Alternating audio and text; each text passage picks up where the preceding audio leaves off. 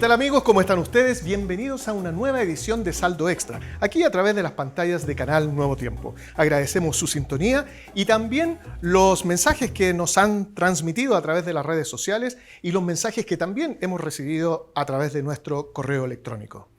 Hoy vamos a conversar acerca de un resumen eclesiástico de los diversos temas que tratamos relacionados con la administración de nuestra iglesia y la administración de los dineros en nuestra iglesia. De manera que vayamos repasando y clarificando algunos conceptos. En uno de los capítulos conversamos acerca de la Biblia como un manual financiero. La Biblia trata diversos temas, algunos directamente y otros indirectamente. Habla de ciencia, de naturaleza, de relaciones interpersonales, pero también se refiere a temas financieros. Dios es un Dios de orden, Dios es un Dios de organización, Dios es un Dios de planificación. Y comentábamos que esto se relaciona directamente con la administración de nuestras finanzas, las cuales deben tener orden, deben tener planificación y deben tener organización. Y además en la Biblia encontramos diversos hechos, pasajes, historias y ejemplos de cómo una adecuada administración financiera permitió que estuviéramos bien preparados para momentos de incertidumbre o crisis económicas. Siempre hemos dicho que para una crisis económicas debemos estar bien preparados y eso tiene que ver también con nuestros ahorros, nuestras inversiones previas. Recordemos, por ejemplo, el caso de José, quien a través de una visión supo qué es lo que pasaría en determinados años más adelante y se fue preparando para los tiempos de crisis. Y como el caso de José podemos encontrar otros más, como el caso de Jacob, por ejemplo. Pero hay muchos otros temas muy interesantes que dicen relación con la administración financiera y que trata la Biblia, porque la Biblia abarca todos los ámbitos de la vida de un ser humano y de la vida de un cristiano. Si nosotros siguiéramos a la Biblia como nuestra hoja de ruta financiera, seríamos personas realmente exitosas, porque Dios, tal como lo establece la Biblia, quiere nuestra prosperidad y la quiere en abundancia. Queremos repasar y conocer algunos detalles de lo que conversamos en esa ocasión. Veamos ahora cuáles fueron los conceptos y la guía que nos entregó en esa ocasión el pastor Carlos Sánchez. Queríamos preguntarle, ¿enseña la Biblia acerca de las finanzas? Mira, qué importante esa pregunta. Y la verdad es que sí, la respuesta así, categórica, contundente, es sí. De hecho, inclusive, ¿sabían ustedes que Jesús habla más de las finanzas que inclusive del tema del cielo o el tema del infierno? De hecho, en el Nuevo Testamento tenemos 36 parábolas. 16, casi la mitad, están relacionadas con temas o asuntos financieros. O sea, prácticamente la mitad de las parábolas hablan sobre cómo manejar las finanzas, cómo administrar los bienes entregados por Dios. Tenemos en la Biblia alrededor de 500 versículos que nos hablan acerca de la oración. Un poco menos acerca de los versículos que nos hablan acerca de la fe. Pero tenemos 2.350 referencias bíblicas que nos hablan sobre el dinero y las posesiones. Es interesante porque esa información yo creo que ninguno de nosotros la teníamos. Si tú me preguntas si la Biblia realmente habla de la finanza, creo que es uno de los principales temas, ¿verdad?, que aborda la Sagrada Escritura. Pastor, y respecto de la administración financiera, ¿podría comentarnos acerca de alguna experiencia bíblica, algún pasaje, un evento bíblico en donde podamos encontrar una evidencia de un buen resultado como consecuencia de una adecuada administración financiera? Tenemos varios ejemplos en realidad. Podríamos mencionar a Abraham, desde los más antiguos, Jacob. El de Jacob me gusta mucho esa historia. ¿Por qué? Porque recuerden que Jacob, aunque iba a recibir una tremenda herencia, pero finalmente él como que recusó eso debido a que él engañó a su hermano, Esaú, y tuvo que huir. Y literalmente fue con la ropa puesta, con lo que tenía puesto. Entonces no tenía nada. Y literalmente él comenzó de cero. Entonces Jacob, que conocía perfectamente a Dios, pero no tenía nada, literalmente estaba solo con lo puesto. llegó a una tierra lejana, huyendo de su familia, especialmente de su hermano que lo quería matar por el delito que él había cometido contra su hermano. Entonces, estando en esa tierra lejana, él hace un pacto con Dios. De hecho, antes de llegar a su destino, él hace un pacto con Dios, donde le dice: Señor, de todo lo que tú me dieras, el diezmo apartaré para ti. Jacob pensó: no tengo nada. Bueno, en realidad no es que no tengo nada, tengo al autor, al dueño del universo, al dueño de todo el dinero y todo el oro y toda la plata del mundo. Y Jacob fue inteligente y dijo: Señor, voy a hacer un pacto contigo. De todo lo que tú me des, así, pero fielmente voy a separar el diezmo para ti. Y eso está registrado en la Biblia. Lo vemos 14 años después, regresando como uno de los hombres más poderosos financieramente, materialmente hablando, de la tierra. 14 años. Ya a los 7 años comenzó a recibir la bendición. Y la bendición que recibió Jacob no solamente fue la bendición material, es decir, de no tener nada a tener muchísimos recursos, sino lo bendijo con la familia, con los hijos, salvando la relación con el hermano mayor, con quien tuvo problemas 14 años atrás cuando él decide volver a su casa. Es decir, y además él se convirtió en uno de los personajes más importantes del antiguo Israel porque fue el padre de la nación.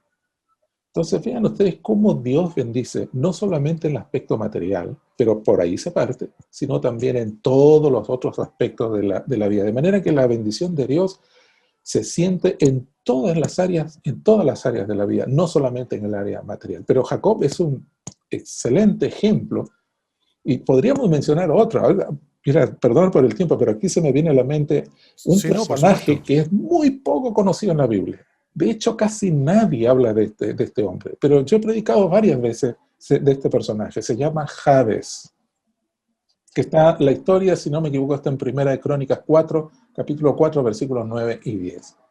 De un hombre que nació en la situación, en el país en bancarrota, su familia prácticamente era muy numerosa y las naciones enemigas vinieron y arrasaron con todo. Lo único de herencia que tenía era un pedazo polvoriento de terreno. Y él hace una oración especial, que está registrada ahí, con 4 pedidos, donde él le dice: Señor, quiero que me bendigas. Segundo, quiero que tu mano esté sobre mí. Tercero, Señor, quiero que ensanches mi territorio, que me amplíes, quiero progresar, quiero crecer más. Y finalmente le dice: Señor, quiero que me libres del mal. 4 pedidos muy inteligentes. Resultado, la Biblia dice, y Jabes fue más famoso que todos sus hermanos. De hecho, posteriormente se fundó, hay una ciudad que aparece con el nombre de Jabes, que es muy probable, no hay manera de cómo relacionarlo así explícitamente, pero es muy probable que esa ciudad la haya fundado este hombre. O sea, se hizo famoso, como dijo la Biblia. Claro. Hacer un pacto con Dios desde el punto de vista financiero, pero partiendo de esa confianza espiritual con el Señor, las bendiciones son realmente ilimitadas. Y respecto de la organización de la iglesia, así como el cuerpo humano tiene diferentes partes y cada una tiene un objetivo para poder mantener un cuerpo saludable y que todas las partes de nuestro cuerpo funcionen adecuadamente, la iglesia también tiene que estar organizada en diferentes partes, en diferentes entes, de manera que contribuyan a una buena realización y ejecución de su plan principal, que es la proclamación del Evangelio. La iglesia adventista es una iglesia ordenada, organizada, es representativa, es decir, los cargos, las responsabilidades se otorgan y se asignan en base a la participación de la propia membresía. La iglesia adventista se rige por lineamientos bíblicos, totalmente inspirados por Dios. Y es por eso que es una iglesia bendecida, porque sigue los lineamientos divinos. La organización de la iglesia adventista, dado que hay rotación de puestos, de responsabilidades, esto entrega una transparencia muy significativa a quienes nos ven desde afuera, pero también para nuestra propia hermandad. El manejo de las finanzas, el manejo de los dineros, es un manejo absolutamente disciplinado y estricto, en donde las iglesias locales no tienen administración ni potestad sobre los diezmos, y el pastor local tampoco participa directamente de la administración de los diezmos en la iglesia.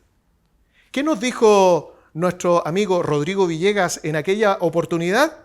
Pasemos a ver detalles de nuestra entrevista. La Iglesia Adventista es una entidad con fin religioso, primera a destacar.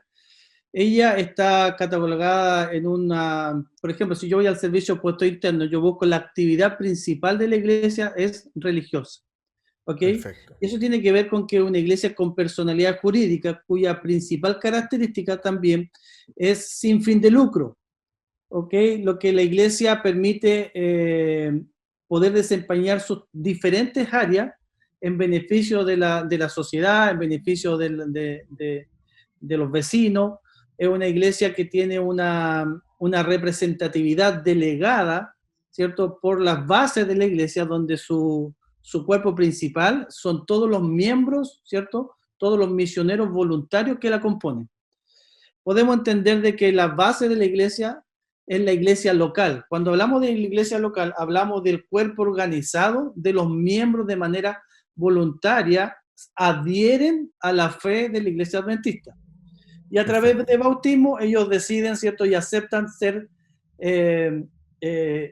adquiridos como miembros de la iglesia. Esa es la iglesia local. Luego, al tener una iglesia local o un conjunto de iglesias, se organiza de una manera que sea, ya sea de asociación o misión. Es decir, tenemos un conjunto de iglesias, nos organizamos, generamos una asociación o una misión. Luego, esto está organizado en un nivel un poquito más macro que nosotros llamamos la unión. Por ejemplo, nosotros pertenecemos a la Unión Chilena, que es un conjunto de asociaciones y misiones. Y por defecto, un conjunto de iglesias que pertenecen a un campo y una zona geográfica, en este caso sería nuestro país. Comprende diferentes estados. Generalmente la unión está asociada a zonas geográficas más macro que tiene que ver con el país. Y terminando en su estructura tiene que ver la asociación general. ¿Qué es lo que es la asociación general? Es un conjunto de uniones, ¿cierto? Asociaciones, misiones e iglesias, pero de un nivel ya más macro, entiéndase por macro a nivel mundial, que es nuestro organismo, ¿cierto?, de mayor superior. De mayor jerarquía que administra la iglesia. La asociación general tiene una particularidad también. En cada zona geográfica del país hay alrededor de 14 divisiones, que en realidad serían 14 embajadas de la asociación general. Nosotros, ¿cierto?, tenemos aquí una presencia en la división sudamericana, que corresponde a la administración de 8 países del habla hispana, que son Brasil, Argentina, Bolivia, Ecuador, Paraguay y Perú. Ellos son una división sudamericana, pero en la estructura es una representación de la asociación general, que es la parte mayor o lo macro que administra la iglesia.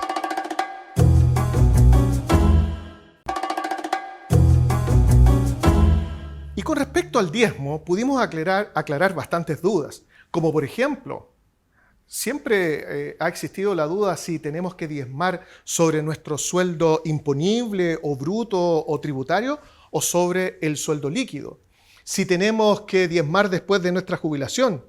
¿Qué hacer en los casos en que recibo un dinero como regalo? ¿Debo diezmarlo? ¿No debo diezmarlo? ¿Cómo es la administración del diezmo en nuestra iglesia? Pudimos conversar y mencionar de que el diezmo nunca queda en las iglesias locales.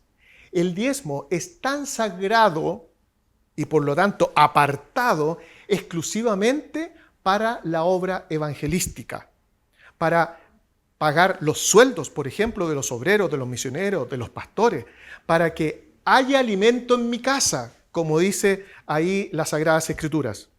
El diezmo es sagrado y es un pacto o compromiso que hacemos con el Señor. Es por eso que más allá de la terminología técnica, el diezmo es un compromiso personal que asumimos con nuestro Dios. el diezmo pasa a ser una verdadera inversión para nuestras vidas. Porque cuando yo soy responsable, soy fiel y soy leal a Dios a través del diezmo, Dios me colma de bendiciones. Y no es porque sea un tema de que voy a dar el diezmo para recibir bendiciones, sino que doy el diezmo por compromiso con Dios, por generosidad, por gratitud, por lealtad, por fidelidad, porque soy un reconocedor de que todo lo que tengo es gracias a Dios. Y es por eso que de vuelta soy grandemente bendecido. Revisemos los detalles que conversamos en aquella oportunidad con el pastor Carlos Sánchez, que es el director de mayordomía de la Unión Chilena.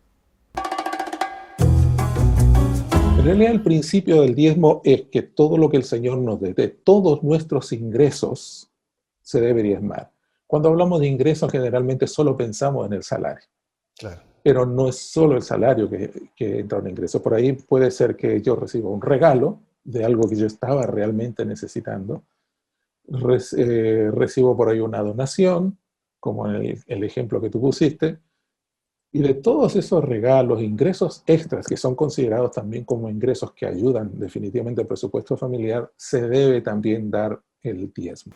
¿Debemos diezmar del sueldo bruto o sueldo tributario, como se llama en otros países donde nos ven, o del líquido, del que recibo finalmente? Ok, sí, realmente es una pregunta importante y para muchos todavía no está clara la respuesta. Pero en realidad es bien simple. El principio, en este caso, es de dar a Dios antes de recibir cualquier beneficio. El principio de la mayordomía cristiana es colocar a Dios por sobre todas las cosas. Es decir, Dios por encima de mí mismo, por encima de mis propias necesidades. ¿Ya? Entonces, Dios es en primero. Cuando uno coloca a Dios en primer lugar, todo lo demás viene en consecuencia. Lo dice el Evangelio. Correcto. Dice, más buscar primeramente el reino de los cielos. Y lo demás viene por todo añadidura. Lo demás será añadido. Entonces, el principio de mayordomía cristiana, que tiene que ver también con la administración de recursos financieros, es colocar a Dios en primer lugar. Todo lo demás viene después. Entonces, en el diezmo es lo mismo. Antes de dar para, qué sé yo, previsión social, o sea, mi jubilación, a la AFP, antes de pagar los beneficios de salud, etcétera, etcétera, antes de todo eso, yo debería colocar a Dios en primer lugar. Quiere decir que el diezmo debería ser dado del sueldo bruto. Del sueldo bruto, el total, exactamente. Claro, bruto, tributario o imponible, depende cómo se le llame en los distintos países. Correcto, correcto. Y ahora, pastor, seguimos con unas preguntas un poco difíciles, pero en base a... Más difícil todavía. Más difícil todavía. En base a la respuesta que usted nos acaba de dar. Si toda mi vida diezmé sobre el sueldo bruto, el imponible o el tributario, una vez que me retire, que jubile, ¿también debo diezmar de la jubilación, entendiendo que lo que estoy recibiendo de la jubilación es lo que yo fui acumulando en un fondo, pero una acumulación de dinero que ya estaba diezmada? ¿Cómo entendemos eso entonces? En realidad, del dinero que ya está diezmado no debería diezmarse. Pero recuerden lo siguiente, que es lo que normalmente pasa. Por ejemplo, cuando una persona hace una inversión en un banco, en un fondo mutuo, por ejemplo, usted pone un capital que ya está diezmado. Correcto. Pero ese capital le va a rendir intereses o ganancias extras. Y esos intereses deberían ser diezmados. Si usted es una persona muy ordenada, capaz que no le va a ser muy difícil de separar justamente los fondos que ya han sido diezmados de los ingresos, los intereses que han ganado, de las inversiones que han hecho las diferentes AFP, del dinero que yo invertí para mi fondo de jubilación. Entonces, pero mi recomendación es lo siguiente, porque la mayoría no tiene esas condiciones, saber de andar rebuscando todos los años de aportar. ¿Qué porcentaje era mi aporte y qué porcentaje era la rentabilidad de mi aporte?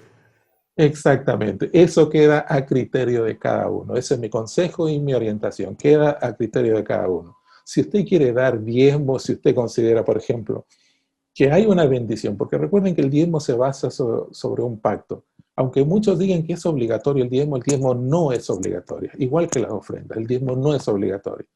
Porque el diezmo, como las ofrendas, están basadas en un pacto de un compromiso de una y de otra parte. Entonces Dios dice, si ustedes me traen el diezmo, yo los voy a bendecir hasta que sobreabunden, hasta que les sobre. Entonces, ustedes me traen el diezmo, yo hago mi parte. Pero ustedes no traen el diezmo, yo tampoco estoy en la obligación de hacer mi parte. Claro, es una Entonces, sociedad, es una sociedad. Sobre esa sociedad, sobre ese pacto, se basa el diezmo. Entonces, si ustedes quieren, digamos, no tener duda de que quieren seguir contando con la bendición de Dios y se basan en esa promesa y sobre ese pacto, bueno, continúen diezmando aún del salario de la jubilación. Pero eso depende de cada uno de ustedes. Muchos de ustedes se preguntarán, ¿cómo es que se financian los programas de Nuevo Tiempo? ¿Cómo es que se financia un programa como este, Saldo Extra?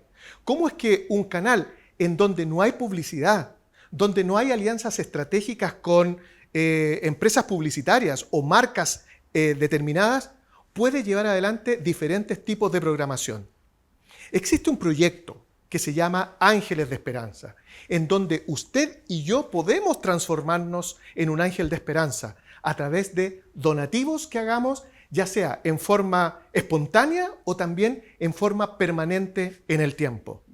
La invitación que hicimos en aquella oportunidad es ver y revisar los contactos que hay en cada país para que podamos ir a ellos y transformarnos en un ángel de esperanza y poder contribuir a que la televisora Nuevo Tiempo pueda seguir creciendo y pueda seguir realizando la producción de diferentes programas que van en beneficio directo de la iglesia en su conjunto y también de nuestros amigos que nos ven en cada uno de los países. En esa ocasión conversamos con María Laura Ruiz, quien está a cargo del proyecto Ángeles de Esperanza en Canal Nuevo Tiempo. Queremos revivir aquella experiencia a través de las siguientes imágenes. ¿En qué se utilizan los dineros que se recaudan en Ángeles de Esperanza? ¿Es para la producción de programas, para la mantención de las personas que trabajan en cada uno de ellos? Cuéntanos un poquito de eso. Sí, cómo no. Te voy a empezar explicando un poquito cómo es la realidad de Brasil, que también tiene que ver con la realidad de la producción de la programación de la Red Nuevo Tiempo en español. Como dijimos, al inicio existía el proyecto tan solo dirigido a las personas que viven en Brasil, que es allí donde tenemos la sede central de la Red Nuevo Tiempo para toda Sudamérica. Con ese dinero se mantenía la red como un todo. Y con ese dinero también se contribuye para que la programación en español exista y continúe creciendo. Claro, hay un apoyo. Ahí una vez que comienza, sí, exacto, o sea que el apoyo viene de todos, todo el Brasil para que la red exista, tanto en portugués como en español. Ahora, una vez que se empieza a implementar el proyecto para los países de habla hispana, esto tiene una particularidad que es súper importante para las personas que donan en Argentina, en Chile, en Bolivia, en Paraguay, en Uruguay, en Ecuador y en Perú. La donación queda en el propio país donde uno dona. Okay. Esa donación no va a Brasil y de Brasil se reparte, no. El dinero de Brasil se usa para la red como un todo. El dinero de los países... Es local, es de uso local. Hispana, el local queda en el propio país donde tenemos equipos o centros Nuevo Tiempo, que son esos países específicos que acabo de mencionar. En esos países que tenemos centros de producción Nuevo Tiempo, ya sea de producción de programas de televisión que contribuyen a la única grilla de programación que tiene la TV Nuevo Tiempo, que la TV Nuevo Tiempo es una sola, independiente de que los programas se produzcan en diferentes puntos de Sudamérica, y allí también tenemos equipos de radio locales porque tenemos una única señal de Radio Nuevo Tiempo que también sale de estudios centrales desde Brasil para toda Sudamérica, pero los países también tienen su programación local para atender mejor al público. En esos países, allí nosotros tenemos formas de donación habilitadas oficialmente, tenemos teléfonos habilitados para que la gente entre en contacto, y el dinero que se dona queda allí para que esos equipos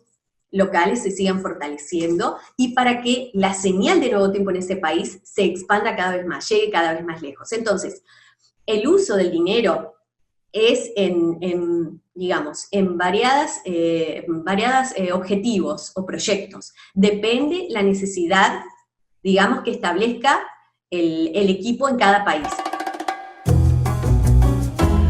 Agradecemos una vez más a María Laura, quien es productora del proyecto Ángeles de Esperanza.